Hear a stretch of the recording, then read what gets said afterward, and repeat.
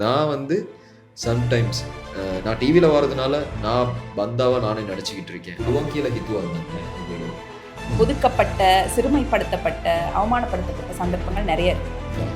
टेलीड्रामा CU කියන टेलीड्रामा එකේ විරාම් කියලා චරිතයක්. ඒකට ගොඩක් කලින් සයිලෙන්ට් காட்டுல வந்து சிங்கம் இல்ல அப்படின்னா நரி கூட ராஜா தான்ற மாதிரி. இந்த ஒரு குறைபாடு உங்களை எப்பயாவது பாதிச்சிருக்கா? நம்ம தமிழ் ஃபீல்டில் இப்படி, அதனால நான் அங்கிட்டு போனா பெட்டர், இன்னும் கொஞ்சம் நான் செலிபிரிட்டியா இல்லைன்னா வந்து ஒவ்வொரு நாளும் மக்களுக்கு தெரிஞ்ச ஒருத்தனை வாழணும்னா நடிகன் ஆகணும்னு ஒண்ணுமே இல்லை. மோட்ட மாதிரி தர்ஷன் மோட்ட மாதிரி அவங்க அதுல ரொம்ப கவனமா இருக்காங்க. நம்ம என்னதான் அதுக்குள்ள போனாலும் நம்மள எந்த இடத்துல வச்சுக்கணும்ன்றதுல அவங்க ரொம்ப கவனம். அவங்க நினைச்சிட்டு என்னோட பேசாம இருக்காங்க. என்னோட பேச மூவ் பண்ற அந்த மூவ்மெண்ட் ஃபர்ஸ்ட் ஸ்டெப் எடுக்கிறதுக்கு அவங்க நர்வஸா இருக்காங்க.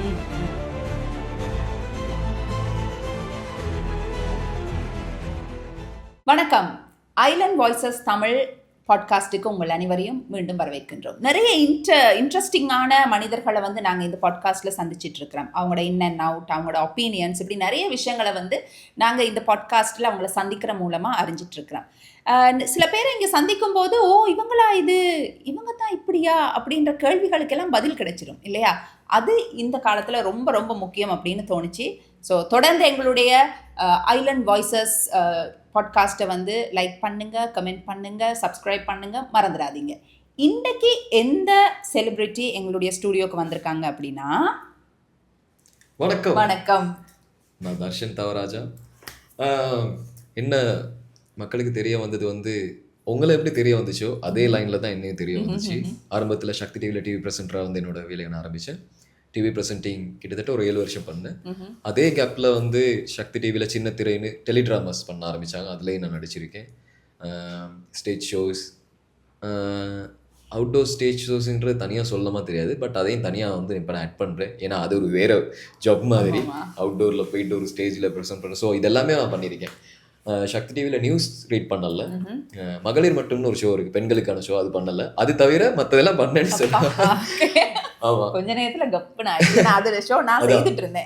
அது தவிர மற்ற எல்லாமே சக்தி டிவியில் நான் பண்ணியிருக்கேன். ஈவன் சக்தி டிவியில் ஸ்க்ரீனில் மட்டும் இல்லை, பின்னால் ப்ரொடக்ஷன் அசிஸ்டண்ட்டாக தான் நான் ஜாப் பண்ணிட்டு கடைசி வரைக்கும் 7 வருஷமே ப்ரொடக்ஷன் அசிஸ்டண்ட்டாக தான் இருந்தேன்.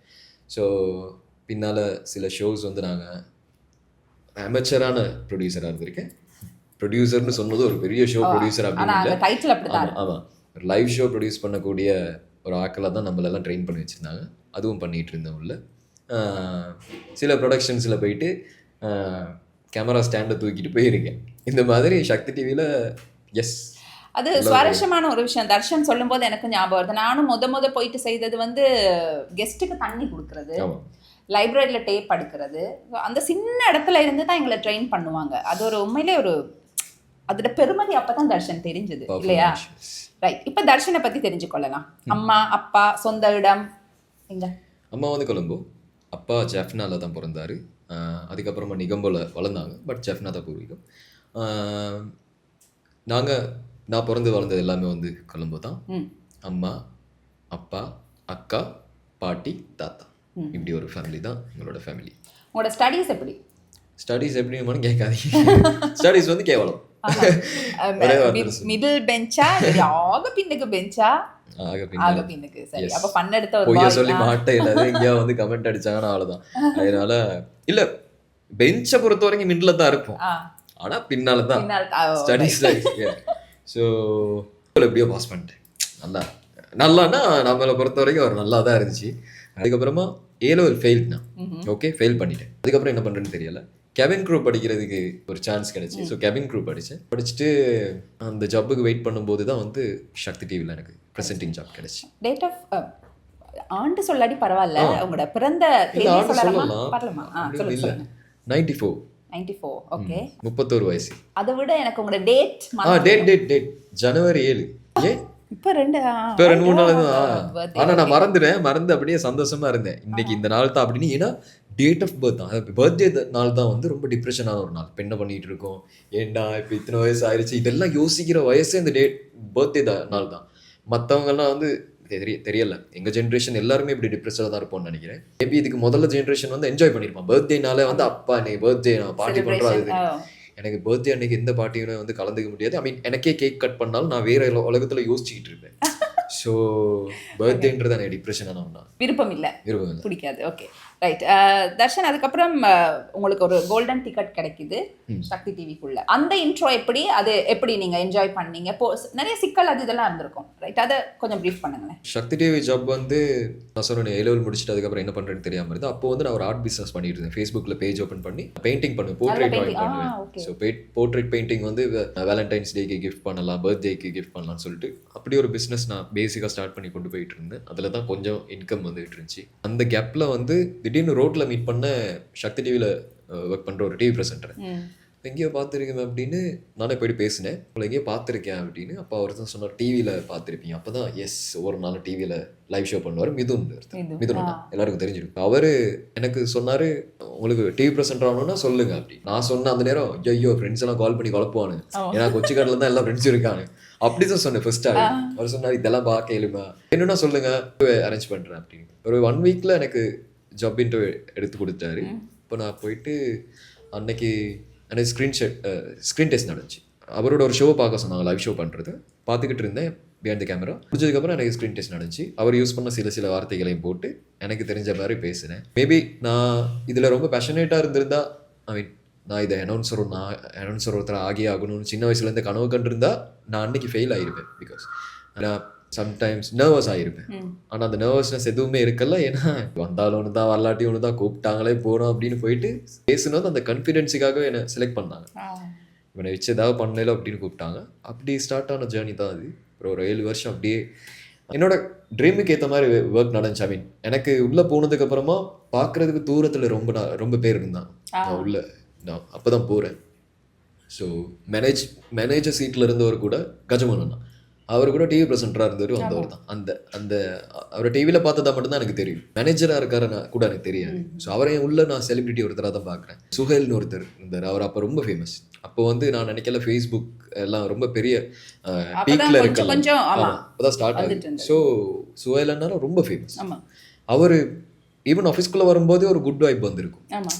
அவர் உள்ளே வர்றாரு அப்படின்றது எனக்கு அவர் உள்ளே வாரது ஃபீல் ஆகும். சுவேலனை வாராரு, ஏன்னா எல்லாருமே சொல்லாருங்க சுவேல் வரா. ஏன்னா அவர் ஒவ்வொரு நாளும் ஆஃபீஸ்க்குள்ளே இருக்க மாட்டார். அப்போ அவர் ஃப்ரீலான்சராக இருந்தார். அவர் வரும்போது ஒரு செலிபிரிட்டி நடந்து வர ஃபீல் இருக்கும். அந்த ஒரு ஹைட்டில் மாடல் மாதிரி அழகாக இருப்பார், பார்க்க ப்ரெசண்ட்டாக இருக்கும், சிரிச்ச முகத்தோடய தான் இருப்பார். ஸோ எனக்கு தூரத்தில் ஒரு பார்த்து டார்கெட் பண்ணுறதுக்கு உள்ள அட்மாஸ்பியருக்குள்ளே ஆக்கள் இருந்தாங்க. ஆனால் அதுக்கேற்ற மாதிரி என்னோட வேலை நினச்சி மேபி சிங்கத்தில் காட்டில் வந்து சிங்கம் இல்லை அப்படின்னா நரி கூட ராஜா தான்ற மாதிரி சுஹைலனெல்லாம் அப்போ விலகி போகிறதுக்கு பிளான் பண்ணுறான். நான் போகிற நேரம் சுஹைல் என்ட்ரி, அப்புறம் சுஹைல் போகிற நேரம் நீங்கள். ஆமாம் கரெக்டாக சரியா. சுஹைலனை போகும்போது நான் உள்ளே போகிறேன். சுஹைலனை வேலை விட்டு விலகிற பிளான்ல இருக்காரு. ஐ மீன் அவர் வந்து அப்போ கேபின் க்ரூ போகிறார். அவர் வந்து இப்போ ஒரு கேபின் க்ரூவாக இருக்காரு, ஹேவஸ்டர்ஸாக இருக்கு. ஸோ அதுக்கு போக பிளான் பண்ணுற டைமில் நான் உள்ளே போயிட்டேன். என்ன வச்சு ஸ்டேஜ் ஷோக்கு பிளான் பண்ண ஆரம்பிச்சிட்டாங்க.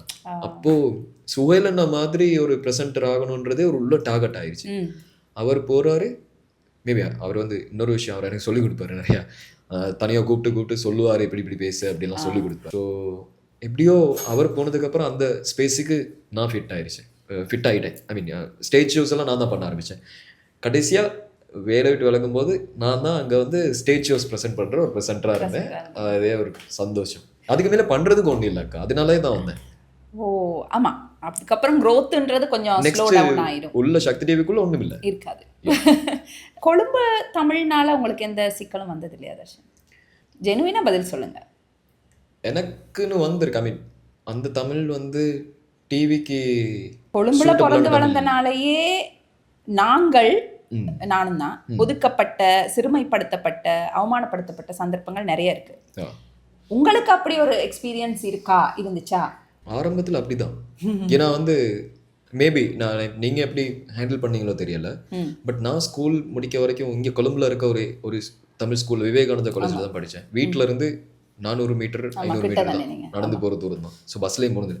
இப்போ எனக்கு வந்து ஃபர்ஸ்ட் இன்டர்வியூ வந்து சக்தி டிவி இன்டர்வியூ தான். பெருமையாக சொல்லலை. இப்போ நீங்கள் அதை பார்க்குறவங்க வந்து சம்டைம்ஸ் வந்து இப்போ ரொம்ப டவுன் டு எர்த்தாக நான் இப்படி கஷ்டப்பட்டிருக்கேன், இவ்வளோக்கே ஒரு டவுனான வாழ்க்கையை வாழ்ந்துட்டு தான் மேலே வந்துட்டேன்னு சொல்கிறத வந்து இப்போ ஒரு பெருமையாக எல்லாரும் சொல்கிறாங்க.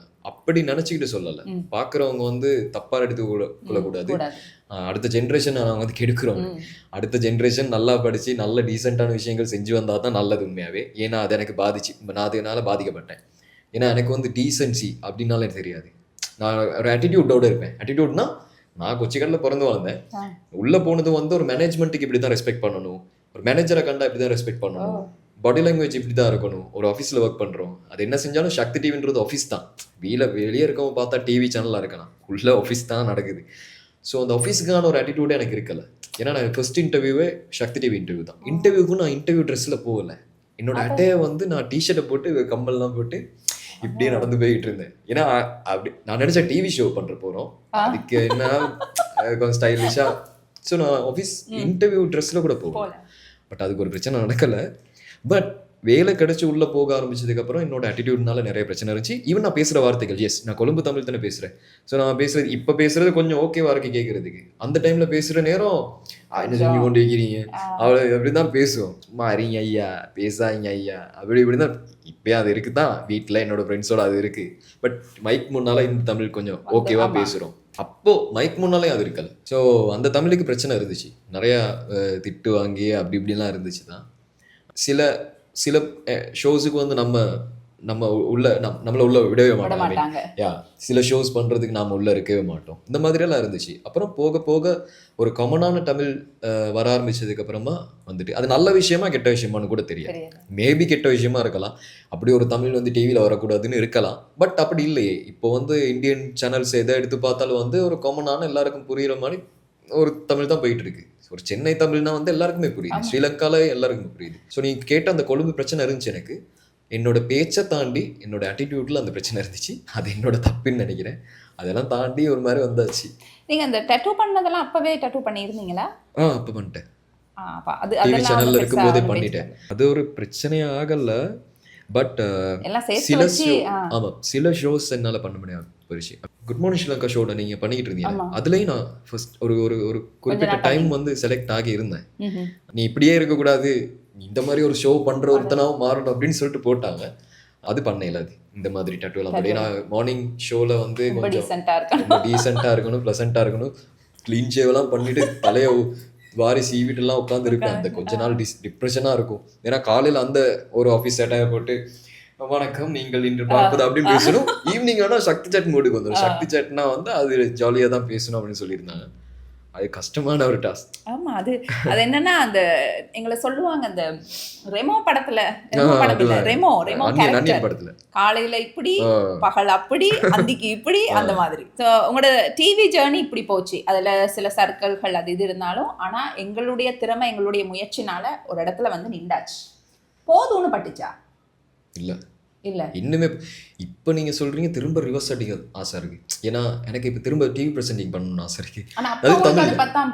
அப்போ வந்து ஒரு கட்டம் வரும்போது அதான் ஸ்டேஜ் ஷோஸ் அதெல்லாம் பண்றமே, சூப்பர் ஸ்டார்ஸ் அது நான் தான் பிரசன்டரா இருந்தேன் அந்த டைம்ல, ஹோஸ்ட் பண்ணிருந்தேன். குளோபல் சூப்பர் ஸ்டார் சீசன் 1 நீங்க நான் சீசன் கடைசியா வந்து சீசன் வரையும் நான் பண்ணேன். இப்போ நான் விலகனுக்கு அப்புறம் நான் பண்ணல. ஒரு சீசனும் நானே தான் பிரசன்ட் பண்ணிட்டு இருந்தேன். ஃபைனல்ஸுக்கு மட்டும் ஒரு ரேடியோவில் ஒர்க் பண்ணுற ஒரு ஆர்ஜேயும் பக்கத்தில் வைப்பாங்க. ஏன்னா வந்து இன்னும் கொஞ்சம் ப்ராப்பரான தமிழும் போகணும் ஃபைனல்ஸ், கிராண்ட் ஃபைனல்ஸ் நடக்கிற நேரம். ஸோ அப்படி ஒரு இருக்கும். இல்லைன்னா நான் தனியாக தான் ப்ரெசென்ட் பண்ணுவேன். அப்புறம் ஒரு கட்டம் வரும்போது ஒரு கட்டத்துக்கு மேலே இதுக்கப்புறம் என்ன பண்ண போகிறோம்? கம்ப்ளீட் டிவி சேனலுக்குள்ளே மட்டும் இல்லை, ஸ்ரீலங்காவில் இருக்க தமிழ் இண்டஸ்ட்ரி, ஆர்ட் இண்டஸ்ட்ரின்னு எடுத்து பார்த்தாலே வந்து டிவியில் ஒவ்வொரு நாளும் வரதை விட வேறு என்ன ஜாப் இருக்குது? ஒரு செலிபிரிட்டியாக இல்லைன்னா வந்து ஒவ்வொரு நாளும் மக்களுக்கு தெரிஞ்ச ஒருத்தனை வாழணும்னா நடிகன் ஆகணும்னு ஒன்றுமே இல்லை, ஒரு இண்டஸ்ட்ரி இல்லை. ஸோ டிவி ப்ரெசென்டிங், அதில் ஸ்டேஜ் ஷோஸ் பண்ண ஆரம்பிச்சிட்டோம். அந்த ஸ்டேஜ் ஷோஸ் தான் மேக்ஸிமம் சக்தி டிவிக்குள்ளே இருக்க ஹை பட்ஜெட்டில் நடக்கிற ஒரு விஷயம். அதில் ப்ரெசென்ட் பண்ணிட்டேன். எப்படி இருக்குது இந்த செலிபிரிட்டி லைஃப்? செலிபிரிட்டி லைஃப்னு தெரியலை, பட் ஒரு வித்தியாசமான லைஃப் தான் வாழ்கிறோம் அப்படின்றது தெரியுது எனக்கு.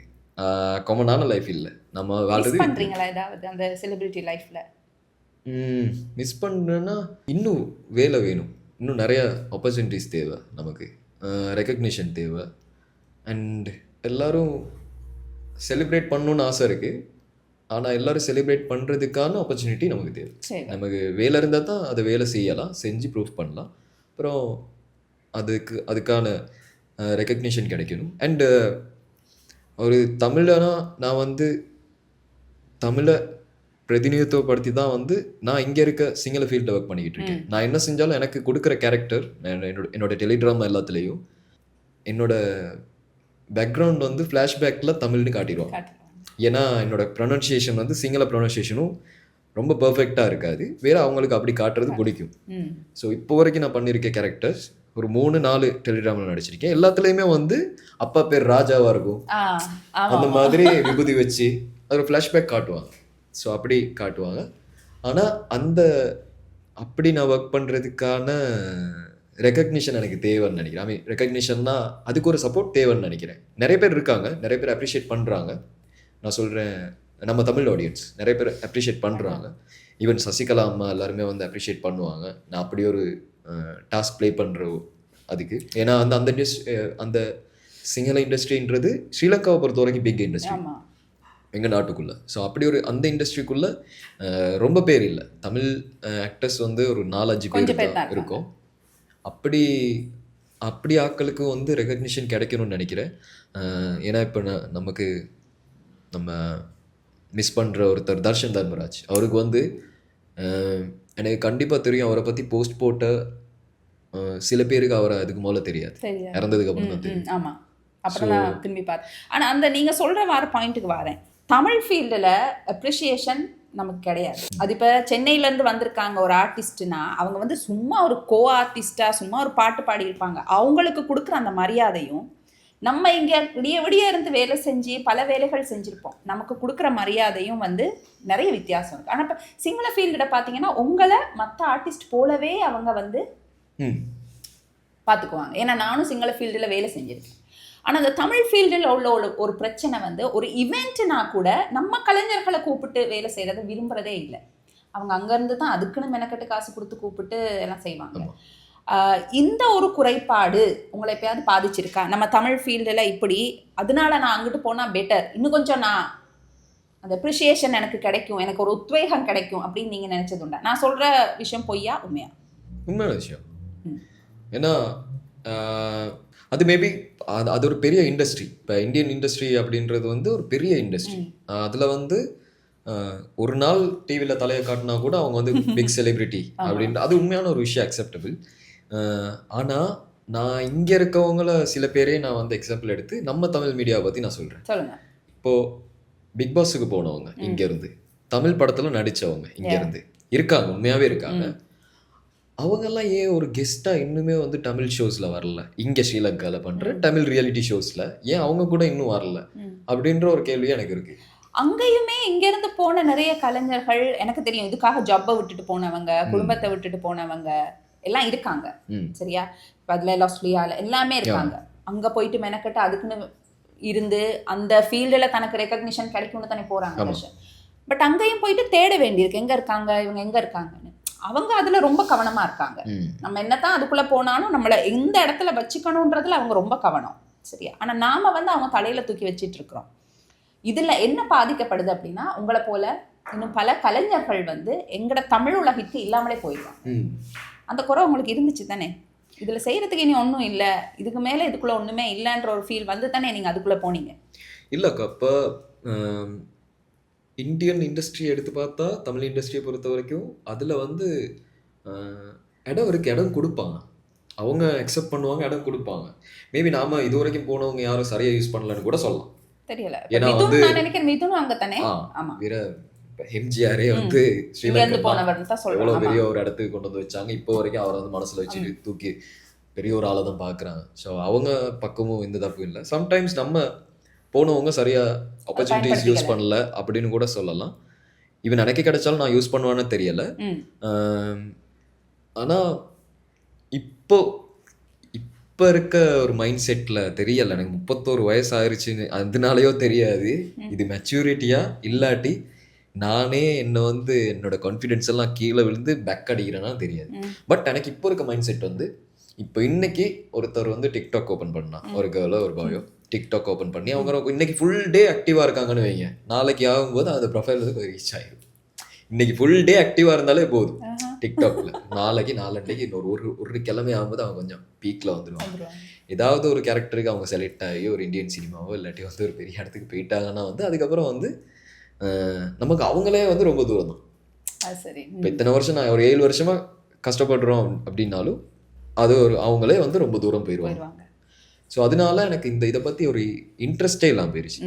ஓகே, இப்படி ட்ரை பண்ணணும், நாங்கள் இப்படியான விஷயங்கள் செய்யணும், இவ்வளோ தூரம் போயே ஆகணும் அப்படின்ற இன்ட்ரெஸ்ட் எல்லாம் போயிட்டு இப்போ எனக்கு தேவை என்னென்னா கிடைக்கிற கேரக்டர்ஸோ கிடைக்கிற ஆப்பர்ச்சுனிட்டிஸோ வச்சு நடிச்சுட்டு போகிறது. ஈவன் இப்போது இது ஒரு தமிழ் பாட்காஸ்ட் அப்படின்றதுனால தான் வந்து ஆசையாகவும் வந்தேன். ஏன்னா தமிழில் மைக் முன்னால் பேசி ரொம்ப நாள் நான் உங்களுக்கு சொன்னது தான், அதை மிஸ் பண்ணுறேன், அதனால வந்தேன். இல்லைன்னா இன்டர்வியூ போகவும் விருப்பம் இல்லை. ஏன்னா அது ஒரு ஜப், என்னோட ஜப்பில் அது ஒரு பாட்டே இல்லை. இப்போ என்னோட ஜப் வந்து டெலிகிராமில் நடிக்கிறது, இல்லைன்னா படத்தில் வந்து சான்ஸ் கிடைச்சா நடிக்கிறது. அதை பண்ணிட்டு பேசாமல் இருக்கும் அப்படின்ற ஒரு மைண்ட் செட்டில் தான் இருக்கேன். ஏன்னா வந்து பேசியும் வந்து எதுவும் நடக்க போகிறது இல்லை அப்படின்ற ஒரு மைண்ட் செட்டுக்கு வந்தாச்சு. ஓகே, சும்மா இன்டர்வியூ கொடுத்துக்கிட்டே இருப்போம், அதில் எதுவுமே தேவையானதை ஹைலைட் பண்ணாம தேவையில்லாததை ஹைலைட், தேவையில்லாதது தான் தம்ப்நெயில்ல வரும். இப்போ நான் இதுக்கு முதல்ல இப்போ ஒரு 2 வருஷத்துக்கு முதல்ல தான் நான் வந்து வேலையை விட்டு விலகி வந்தேன், சிங்கள ஃபீல்டுக்குள்ளே போவேன். அப்போ அந்த ஃபீல்டில் நான் வந்ததுக்கு அப்புறமா வந்து நான் சில விஷயங்கள் நான் பேசினேன்.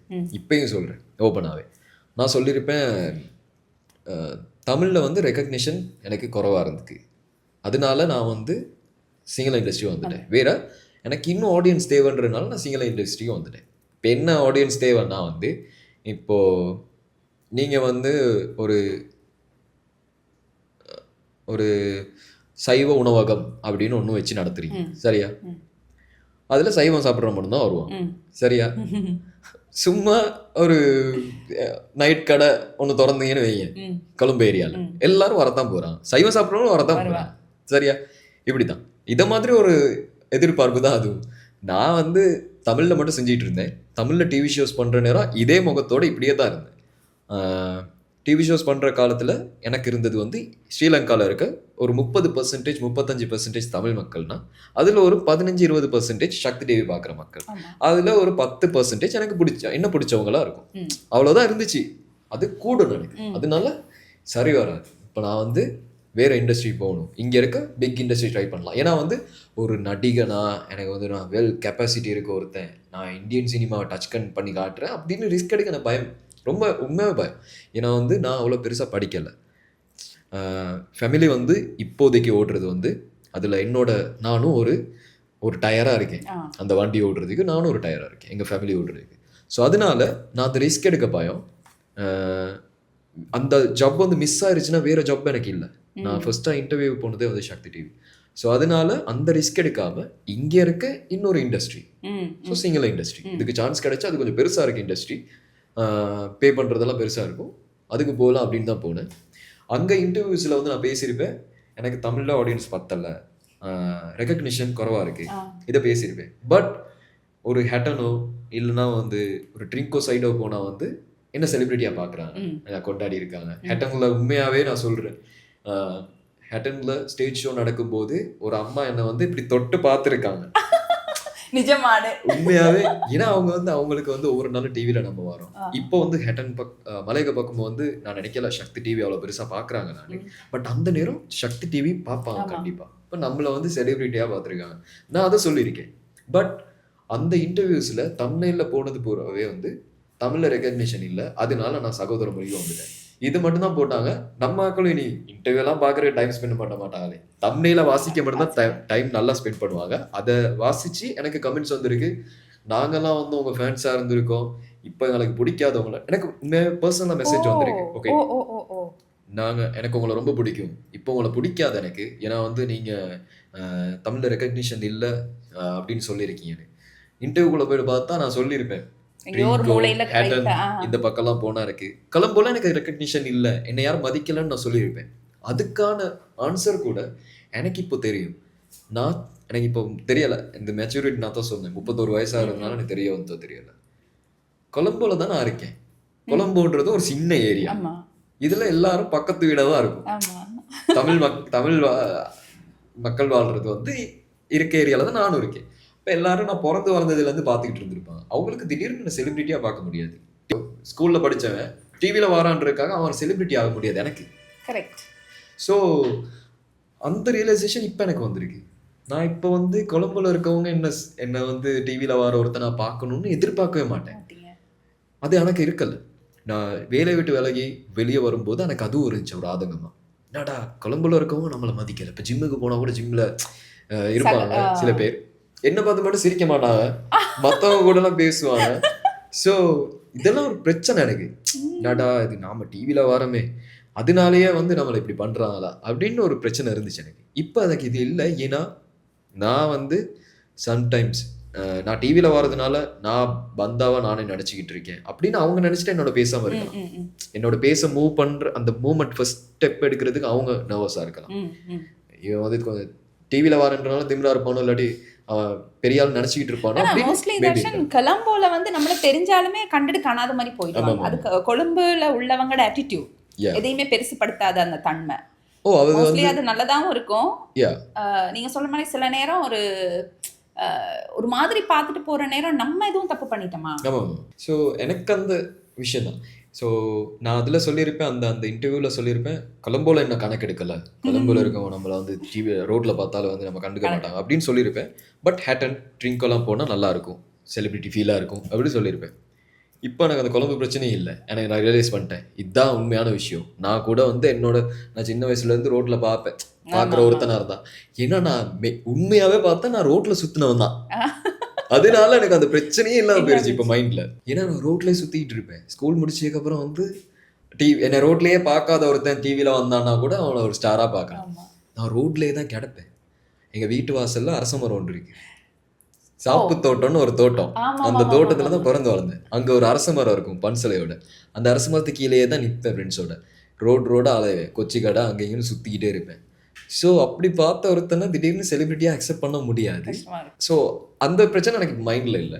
பட் எனக்கு என்ன பிரச்சனைனா, எனக்கு மெசேஜ் பண்ணவங்க சொல்லியிருந்தது என்னென்னா, நீங்கள் இப்படி சொல்லியிருந்தீங்க நான் பார்த்தேன் அப்படின்னு. அந்த இன்டர்வியூ உள்ளே போயிட்டு பார்த்தேன்னு நான் சொல்லியிருப்பேன். இல்லை, ஹட்டன் பக்கம் போனால் எங்களை தமிழ் மக்கள்லாம் வந்து அடையாளம் காண்றாங்க, செலிபிரிட்டி மாதிரி நல்லா ட்ரீட் பண்ணுவாங்க. இன்னுமே அது இருக்குது. இன்னுமே நான் ஹட்டனும் அப் கண்ட்ரி எங்கேயாவது போகணுன்னா வந்து என்ன உடனே ரெக்கக்னைஸ் பண்ணிடுவாங்க. ஃப்ரீயாக சாப்பாடு கடைகளில் அப்படிலாம் நடக்கும். 3 வீலர் கூட்டு போகிறது, இந்த மாதிரி விஷயம்லாம் இன்னுமே நடக்குது. இதெல்லாம் இருக்குது. பட் அது பத்தலன்னு தான் நான் இங்கே வந்தேன். ஐ மீன் அந்த ஆடியன்ஸ் நம்பர் ஆஃப் ஆடியன்ஸ் பத்தல, இன்னும் நிறைய பேருக்கு என்ன தெரிய வரணும். அப்போ நிறைய இப்போ அதோட சேர்த்து நான் கேட்குறேன், இப்போ நீங்கள் எல்லா ஃபீல்டுலேயும் ஏதாவது ஒரு அப்படின்னா நாங்கள் ஒரு ஃபீல்டுக்கு என்டர் ஆகும்போது அங்கே சில நெகட்டிவான விஷயங்கள் நடக்கும். நான் ஒரு இன்டர்வியூவில் எங்கேயோ பார்த்தேன், அங்கே உங்களுடைய ஸ்ட்ரக்சரை கிண்டல் பண்ண ஒரு சந்தர்ப்பங்கள் எல்லாம் எனக்கு வந்துச்சு. நான் அதெல்லாம் ஓவர்டேக் பண்ணி போனேன். அந்த மாதிரி நீங்கள் ஒரு இன்டர்வியூ கொடுத்துருந்தீங்க. உங்களுக்கு அந்த ஃபீல்டில் எப்படி உங்களுக்கு வரவேற்பு, அதே நேரம் உங்களை சிரமப்படுத்துறது, தமிழ்னால உங்களை அவமானப்படுத்துறது, அல்லது தமிழ்னால உங்களை எக்ஸ்ட்ராவா தூக்கி வைக்கிறது, இந்த மாதிரியான விஷயங்கள் அங்கே எப்படி நடக்குது? நீங்கள் எனக்குன்னா நான் ஃபேஸ் பண்ணதே இல்லை. மேபி இதுக்கு முன்னால் இருந்திருக்கலாம், இதுக்கப்புறம் வரவங்க கூட இருக்கலாமா தெரியல. பட் நான் இப்போ வரைக்கும் ஒர்க் பண்ணவங்களோட நான் ஃபேஸ் பண்ணதில்லை. ஏன்னா நான் நிறைய ப்ராஜெக்ட் அப்படி டீப்பாக ஒர்க் பண்ணலை. ஒரு சில ப்ராஜெக்ட்ஸ் தான் ஒர்க் பண்ணியிருக்கேன். அங்கெல்லாம் எனக்கு அப்படி ஒரு ட்ரீட்மெண்ட்டே இருந்ததில்லை. நீங்கள் ஆக்டராக மட்டும்தான் இருப்பீங்களா? ப்ரொடக்ஷன் சைடில் எந்த இன்வால்வ்மெண்ட் அப்படியெல்லாம் ஒன்றும் இருக்க மாட்டீங்க? இல்லை இல்லை, ஜஸ்ட் எதுவுமே போவீங்க, ஆக்ட் பண்ணுவீங்க, வருவீங்க, ரைட்? யா. ஸோ சரியா கோஸ்டார்ஸோட இல்லை சிரிப்பாங்க நான் சிங்கிளாக பேசும்போது. ஏன்னா அந்த வார்த்தை கொஞ்சம் பிரச்சனையாக இருக்குது அப்படின்னு அதுக்கு சிரிப்பாங்க, அவ்வளோதான். பட் எனக்கு தெரிஞ்சு நான் இது வரைக்கும் ஒர்க் பண்ணவங்க எல்லாருமே வந்து கொஞ்சம் எக்ஸ்ட்ராவாகவே தான் நல்லா ட்ரீட் பண்ணியிருப்பாங்க. ஸோ அப்படி தான் நான் ஃபேஸ் பண்ணியிருக்கேன். வேற என்னை பொறுத்த வரைக்கும் சினிமா ஃபீல்டு அப்படின்ற ஒரு விஷயத்தில் ஒர்க் பண்ணுறவங்க தமிழ் சினிமாவை ரொம்ப மதிக்கிறாங்க ஸ்ரீலங்காவில். ஏன்னா வந்து அவங்க பார்க்குற அவங்க ஒரு ட்ரீம் இண்டஸ்ட்ரியாக தான் பார்க்குறாங்க. ஈவன் சகோதர மொழியில் இருக்க ஒர்க் பண்ணுற டிரெக்டர்ஸ், அசிஸ்டன்ட் டிரெக்டர்ஸ் கூட, நடிகர்கள் கூட, எல்லாருக்குமே வந்து தமிழ் சினிமா அப்படின்றது ஒரு ட்ரீம் வேர்ல்ட் மாதிரி தான். நம்ம பார்க்குற பாயிண்ட் ஆஃப் வியூவில் தான் அவங்கள பார்க்குறாங்க. அண்ட் தமிழ் சினிமாவுக்கு வந்து எவ்வளோ வரவேற்பு இருக்குது, ஸ்ரீலங்காவில் கூட ஆடியன்ஸ் எவ்வளோ கொண்டாடுவாங்க ஒரு தமிழ் படம் வந்தா அப்படின்றது எல்லாமே வந்து அவங்களுக்கு தெரியும். இப்போ இருக்க ஜென்ரேஷனில் இப்போ இருக்க டிரெக்டர்ஸ், இப்போ இருக்க அசிஸ்டன்ட் டிரெக்டர்ஸ், இப்போ இருக்க சினிமாவில் ஒர்க் பண்ணுறவங்க, டெலிட்ராமாஸில் ஒர்க் பண்ணுறவங்க எல்லாருக்குமே வந்து அது மேலே ஒரு பெரிய மரியாதை இருக்குது. அதனாலன்னு கூட இல்லை, பட் எங்கள் எல்லாருக்கும் எனக்கு இது வரைக்கும் அப்படி ஒரு எக்ஸ்பீரியன்ஸே இருந்ததில்லை. பட் ஆடியன்ஸ் சைடில் வந்து சில நேரங்களில் எனக்கு வந்திருக்கு அந்த மாதிரி. ஐ மீன் நான் தமிழ் அப்படின்றத வந்து கமெண்ட்டில் போடுவாங்க. கமெண்ட்டில் பார்த்துருக்கேன். சிங்கிள் ஆடியன்ஸில் வந்து எங்களை பிடிக்காதவங்க சில பேர் இருப்பாங்க. அவங்க எனக்கு கமெண்ட் பண்ணியிருக்காங்க. பட் அந்த பிடிக்காதவங்க எனக்கு டார்கெட்டே இல்லை. என்னோட லைஃப்ல ஒரு முக்கியமான நபர் இருக்காரு. எந்த லைஃப்ல ரொம்ப ரொம்ப முக்கியமான நபர். சரியா, அவரு நானத்தான் ஒரு வகையில் எங்களுக்கு இந்த பாதை திறப்பட்டுச்சு அப்படின்னு சொல்லலாம். மிஸ்டர் ராஜ் மகேந்திரன், மகாராஜா நிறுவனத்தின் முன்னாள் தலைவர். இப்போ அவர் உயிருடன் இல்லை. ஆனால் அவர் உங்களுக்கு ஒரு நல்ல ஒரு இடம் கொடுத்து வச்சிருந்தாரு, உங்களுடைய திறமைகளுக்கான மதிப்பை கொடுத்து வச்சிருந்தாரு. அப்போ இப்படி ஒரு ஓப்பன் ஃபோரம் வரும்போது கட்டாயமாக அவரை பற்றி 2 வார்த்தைகளும், அவர் உங்களுக்கு தந்த அந்த அடையாளமும். ஒரு புத்தகம் ஒன்று இருக்குது, அதில் உங்களோட திறமை இருந்தனால தான் அந்த அடையாளம் கிடைச்சது. ஆனால் அந்த அடையாளத்தை தாரத்துக்கு ஒரு பெரிய மனசு வேணும். அவரை பற்றி ஒரு சில வார்த்தைகள் சொல்லுங்க. அண்ட் உங்களோட ஆட்டையும் இப்போ பார்க்கலாம். ராஜமேந்திரன் சாரை வந்து நான் பார்த்தது இப்போ வரைக்கும் ஒரு ஏலியன்னு சொல்லக்கூடாது, அதனால கடவுள்னு சொல்கிறேன். ஆனால் எனக்கு ஒரு இந்த உலகத்தில் நம்ம எல்லாரும் மக்கள் மனுஷங்களாக வாழ்கிறவங்க ஒரு வித்தியாசமான ஒருத்தராக தான் இருந்தார் அப்படின்னு தெரியும். எனக்கு இப்போ வரைக்கும் ஃபீல் ஆகுது. அது ஒரு மனித இனத்தை சேர்ந்த ஒருத்தராக இருக்கவே முடியாதோன்ற ஒரு டவுட் இருக்குது. நல்ல முறையில் சொல்கிறேன், தப்பான முறையில் இல்லை. மனுஷங்களை விட இன்னொரு படி மேலே அப்படின்னு சொல்லலாம். ஏன்னா அவரோட மைண்ட் செட்டெல்லாம் அப்படி தான் இருக்கும். எல்லாரையுமே வந்து ஈக்குவலாக பார்க்குறது, எல்லாருக்குமே வந்து ஈக்குவலான இடம் இருக்குது. இப்போ அவர் ஒரு தமிழ் மனிதர், அந்த நிறுவனத்தோட தலைவர். ஆனால் அந்த சேனலை அவரோட கம்பெனியில் இருக்க சகோதர மொழி நிறுவனம் சேனல் இருக்குது, எல்லாமே இருக்குது. எல்லாத்துலேயும் இருக்கவங்களுக்கு எல்லாருக்குமே வந்து பொதுவான ட்ரீட்மெண்ட் தான், எல்லாருக்கும் பொதுவான விஷயந்தான். அவர் தமிழ்ன்றனால வேலை செய்கிற தமிழ் மக்களுக்கு மட்டும் இடம் கொடுக்கல, அப்படி எதுவுமே இல்லை. எல்லாருக்குமே வந்து பொதுவான இடம் கொடுத்து வச்சுருந்தாரு. ஈவன் மதம், ஹிந்து அப்படின்றதுனால ஒரு கிறிஸ்டியனையோ ஒரு புத்திஸ்டையோ ஒரு முஸ்லீமையோ யாரையுமே வந்து வேறையாக பார்த்ததில்லை. அவர் எல்லாரையுமே வந்து ஒரே மாதிரி தான் ட்ரீட் பண்ணார் அப்படின்றது நான் கண்ணுக்கு முன்னால் பார்த்துருக்கேன். அது மட்டும் இல்லாமல் அவருக்கு வந்து அவரை பார்க்க வரவங்க படிச்சிருக்கணும், ஒரு பஷான ஒருத்தனாக இருக்கணும், ரொம்ப டீசெண்டாக நடந்து கொள்கிற ஒருத்தனை தான் அவர் பார்ப்பார் அப்படின்லாம் இல்லை. நான் அவரை ஃபஸ்ட் டைம் மீட் பண்ணும்போது அதே கொச்சி கடையில் இருந்து வந்த ஒரு பேசிக் ஆட்டிடியூடோடு தான். நான் சொல்லலை கொச்சி கடையில் இருக்கவங்க எல்லாரும் வந்து அந்த ஆட்டிடியூட் தப்புன்னு சொல்லலை, பட் ஒரு கிளாஸியான ஆட்டிடியூட் என்கிட்ட இருக்கல. ஐ மீன் ஒரு அவ்வளோ பெரிய ஒரு தலைவரை போயிட்டு மீட் பண்ணுறதுக்கான ஒரு நடவுட பாவனை என்கிட்ட இருக்கு. அது இருக்காங்க கொச்சி கடையில், என்கிட்ட இருக்கல.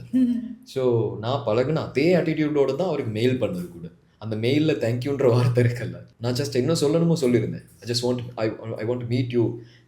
நான் வந்து ஒரு பெயிண்டிங், அவருக்கு பெயிண்டிங் பிடிக்கும்னு எனக்கு தெரிஞ்சிருச்சு. அதனால நான் வந்து அவருக்காக ஒரு கிஃப்ட் பண்ணுறதுக்கு ஒரு பெயிண்டிங் வச்சுருந்தேன். எப்படியாவது அவரை பார்க்கணுன்னு ஒரு ஆசை. ஏன்னா அவரை பற்றி எல்லாருமே பெருமையாக பேசுவாங்க, நான் பார்த்ததில்லை. எல்லாரும் கடவுள் மாதிரி பேசுவோம்.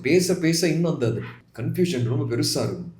இப்படி இருப்பார் அப்படின்றத பார்த்தே ஆகும். அவருக்காக பெயிண்டிங் ஒன்று கிஃப்ட் பண்ணுறதுக்கு பெயிண்டிங் பண்ணி மெயில் பண்ணேன். அன்னைக்கு நைட்டே எனக்கு ரிப்ளை வந்துச்சு மெயிலில், நாளைக்கு வாங்க. ஆக்சுவலாக அந்த ஒரு மெயிலை வந்து அவருக்கு ஓப்பன் பண்ணி அதுக்கு ரிப்ளை பண்ணவே தோணி இருக்கக்கூடாது. ஏன்னா அது ஒரு ரொம்ப அமெச்சரான, நீங்க ரொம்ப சிம்பிளா நினைக்கிறத மட்டும் போட்டீங்க. ஆமா, நினைக்கிறேன் டைப் பண்ணிட்டு தேங்க்யூ, ரிகார்ட்ஸ், பெஸ்ட் ரிகார்ட், எதுவுமே இல்லை. என்ன டைப் பண்ண எனக்கு ஞாபகம் இல்லை. அவர் போட்டிருந்தாரு ஐம் கரண்ட்லி ஓவர்சீஸ், நான் வந்ததுக்கப்புறம் ஷோராக மீட் பண்ணாரு. வந்துட்டு கண்டிப்பாக எனக்கு கால் வந்துச்சு, போயிட்டு மீட் பண்ணி பெயிண்டிங் கொடுத்த அன்னைக்கு வந்து அவரோட பெயிண்டிங்ஸ் எல்லாம் காட்டினார். அவர்கிட்ட இருக்க கலெக்ஷன் ரூமில் இருக்குது. அப்போவே வந்து என்கிட்ட காசு கொடுத்து சொன்னார், இப்போ இதை நான் வச்சுக்கிறேன், எனக்கு இன்னும் 2 கேன்வஸ் வாங்கி இந்த காசில் பெயிண்ட் வாங்கிட்டு உனக்கு சும்மா தோன்ற ஏதாவது ஒரு 2 பெயிண்டிங் எனக்கு பண்ணித்தான் அப்படின்னு சொல்லிட்டு அவரோட காரில் அவரோட டிரைவரோட என்ன அனுப்புனாரு ஒரு ஆர்ட் ஸ்டோருக்கு. அப்போவே இந்த ஆர்ட் ஸ்டோருக்கு போயிட்டு பெயிண்டிங் ஸ்டஃப் எல்லாம் வாங்கிட்டு ஸ்ட்ரெயிட்டாக இன்னும் ஆஃபீஸில் கொண்டு போய்ட்டு ட்ராப் பண்ணேன் சக்தி டிவியில். ஒரு ட்ரீம் மாதிரி. ஈவன் அந்த ஆஃபீஸில் இருக்க, இப்படி சொல்லக்கூடாது பட் சொல்ல வேண்டிய ஒரு கட்டாயம் இருக்குது, ஏன்னா அப்படி ஒரு மனிதர் இருந்தார் அப்படின்னு நிறைய பேருக்கு தெரியாது. சக்தி டிவியோட ஓனர் இப்படிப்பட்டவர்.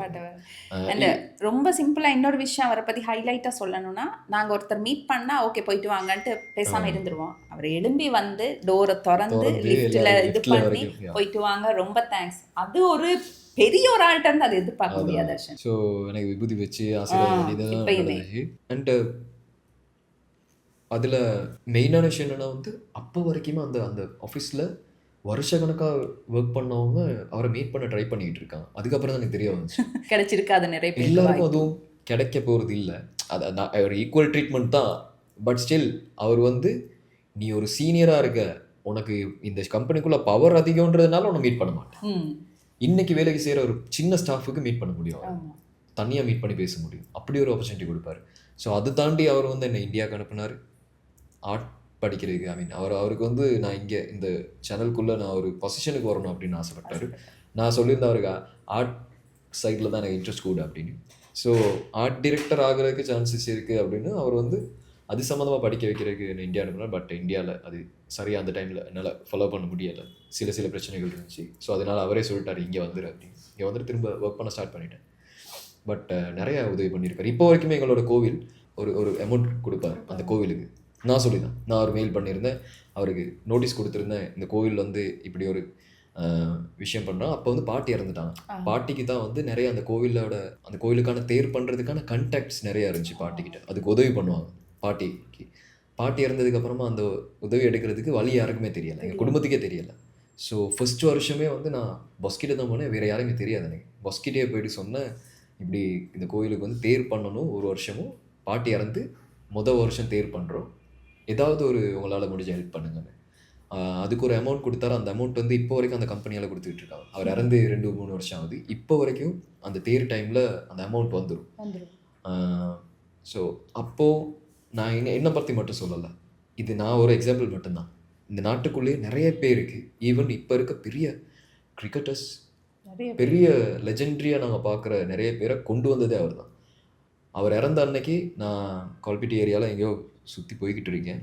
போகும்போது என்னோடய ஃப்ரெண்ட் கிட்ட சொல்கிறேன், மச்சான் இன்றைக்கி எல்லோரும் நார்மலாக இருக்காங்க, இவங்க யாருக்குமே தெரியாது யார் இறந்துருக்காங்கன்னு தெரியாமல் ஒரு ரியலைசேஷனில் இருக்காங்க, அந்த ரியலைசேஷனே இல்லாமல் இருக்காங்க, இறந்தது யாருன்னு இன்னும் இந்த மக்களுக்கே தெரியாது மச்சான் அப்படின்னு. ஏன்னா நார்மலாக அந்த ரோடு இருக்கதை என்னால் பார்க்க முடியல. இன்றைக்கி ஒரு பெரிய துக்க தினமாக இருக்கணும் அன்னைக்கு, அவர் இறந்த அன்னைக்கு. அவரை வெளியில காட்டிக்காமலே பல அற்புதங்கள் இந்த நாட்டில் செஞ்சிருக்காரு. முடிஞ்சா தெரிஞ்சு கொள்ளுங்க அவரை பற்றி. அண்ட் இந்த ஆர்ட் ட்ரெண்டும் வந்து எவ்வளோ நாள் எடுத்துக்கிட்டீங்க வரைகிறதுக்கு தர்ஷன்? ஒரு பெயிண்டிங் நான் நினைக்கிறேன் ஒரு மாசத்துல ஒரு 10-15 நாள் ஸ்பெண்ட் பண்ணியிருப்பேன் வரைகிறதுக்கு. அது ரெண்டையும் முடிச்சிட்டீங்க? ஒரு பெயிண்டிங், மற்ற பெயிண்டிங் ஒரு மாசம் இல்லை, சாரி 3 மாசத்துல ஒரு 10-15 நாள் ஸ்பெண்ட் பண்ணியிருப்பேன். இன்னொரு ஆர்ட் வந்து இன்னொரு 2 மாசம் போயிருக்கும்னு நினைக்கிறேன். எஸ், காட்லோ. So excellent. இது வந்து ஒரு நல்ல ஒரு இன்டர்வியூ. நான் நினைக்கிறேன் உங்களை இவ்வளவு லாங்காக உங்களை பற்றி இன் அண்ட் அவுட் தெரிஞ்சிட்ட ஃபர்ஸ்ட் இன்டர்வியூ அப்படின்னு சொல்லி. எப்படியா? ஆமாம், ரைட். இப்போ தர்ஷனை வந்து ஒரு அனௌன்சரா, ஆக்டரா, அதுக்கப்புறம் ஒரு ஆர்டிஸ்டா, நல்ல சிங்கரா, சீரியஸ்லி நான் நினைக்கவே இல்லை. நல்லா இருந்துச்சு. இந்த இடத்துல இப்போ எக்கோ இருக்கா? நல்லா இருந்துச்சு, எனக்கே கேட்க நல்லா தான் இருந்துச்சு. சின்னதுலேருந்தே பாடுவீங்க அப்படியா?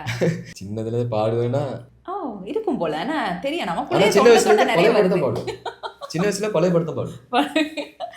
So thank you so much Darshan. Thank you. நீங்கள் நிறைய தூரம் போகணும், இன்னும் நிறைய சாதனைகள் செய்யணும். நின்றாதீங்க. நீங்கள் சொல்கிறது சரி, பத்தாதுன்னு ஓடும் போது தான் நம்மளால் புதுசாக தேட முடியும். ஸோ உங்களுக்கு திரும்ப மைக்குக்கு முன்னுக்கு வரணும்னு ஆசை. வெயிட் அண்ட் சி, அதுக்கான ஒரு வாய்ப்பு வந்துட்டே இருக்கு. அது வரைக்கும் நடிங்க.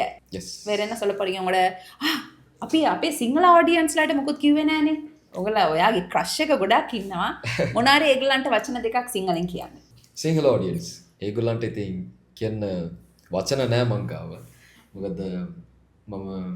මොකද ඊළඟට ලයිෆ් එකේ කරන්න යන්නේ කියලා දන්නේ නැතුව මං අතරමං වෙලා හිටියා. ඒ වචනද ෆස්ට් ටයිම් යූස් කරන්න අම්මා ඒක කතා කරන්න තමයි එන්නේ. අතරමං වෙලා ඉන්න කාලේ ටෙලිඩ්‍රාමා එකකට එමු කියලා බිග් ඉන්ඩස්ට්‍රී ඒකට ටාගට් කරලා එනකොට මාව ඇක්සෙප්ට් කරලා මට පුළුවන් කියලා හිතුවත් දන්නේ ඔයගොල්ලෝ. බට් මම වැඩ කරන හැම දෙයකටම සපෝට් දුන්නා. ගොඩක් කට්ටිය මට කියන්නේ ඒ වැඩේට ගිහිල්ලා කියන්නේ නිකන් වැඩක් කරලා ඒ YouTube එකේ එනවා කියලා කියමු. ඒ YouTube එකට ගිහිල්ලා කමෙන්ට් කරනවා, Facebook එකේ කමෙන්ට් කරනවා. ඒ කියන්නේ ඒගොල්ලන්ට දැනුවත් කරන්න ඕනේ මට. ඒගොල්ලෝ මට ආදරේ කියලා. එතකොට ඒ සමහර කට්ටිය මට හොඳටම නම ඉඳලා ඔක්කොම මතකයි දැන් වෙනකන්. දැන් ලාස්ට් මම කරපු ටෙලිඩ්‍රාමා එක CU කියන ටෙලිඩ්‍රාමා, ඒකේ විරාන් කියලා චරිතයක් කරා. ඒකට මට ගොඩක් කමෙන්ට්ස් ඇවිල්ලා තිබ්බා. අය කියන්නේ අප්පා මම ජීවත් වෙනවා සතුටින් ඉන්න කාලේ මේක තමයි කියලා. මට ඇත්තටම ෆීල් වෙන්න තරමට මට ගොඩක් කමෙන්ට්ස් ආවා. මගේ ඇක්ටිං වලට ගොඩක් කමෙන්ට්ස් කරලා තිබ්බා ගොඩක් අය. සෝ මට කැමති අයට මං ගොඩක් ආදරේ. කැමති නැති අයත් ඉන්නවා ගොඩක් කට්ටිය. ඒගොල්ලන්ටත් ආදරේ. ඒගොල්ලන්ට ආදරේ. ඉතින් මොනා ඒ කරන්නේ? ඔය ආටිස් කෙනෙක් එහෙම කියන්න එපා. ඒගොල්ලන්ට ආදරේ. හැමෝටම ආදරේ දර්ශන් හැමෝටම ආදරේ. එයා ෆලෝ කරන්න ලයික් කරන්න. කෙල්ලොන්ට තවත් ආදරේ.